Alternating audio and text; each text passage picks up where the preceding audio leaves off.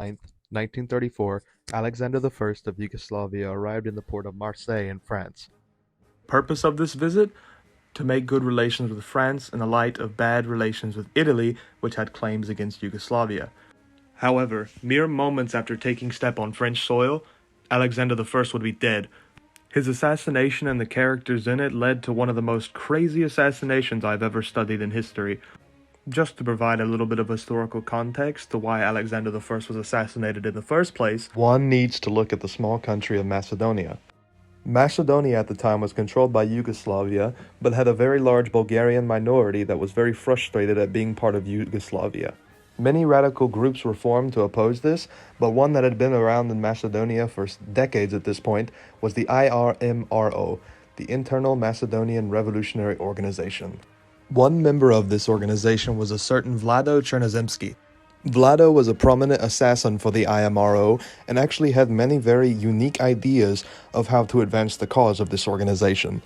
One of them being strapping a bomb vest to himself and going to the League of Nations Hall and blowing himself up, but this was quickly shot down by other IMRO members.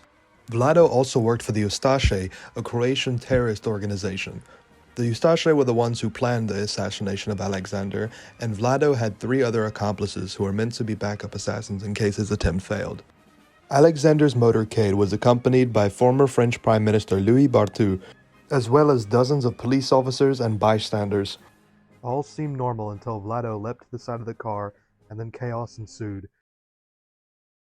There was not an actual video of the assassination taken that day, but this photo was taken. Vlado led to the side of the truck and fired several rounds into the cabin.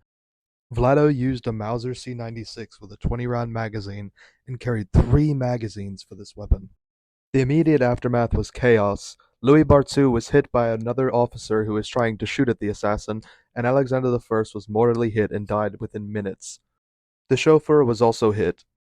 Chernozemski actually almost made it out through the crowd, but a French cavalry officer hit him with his saber and he was then beat to death by the crowd.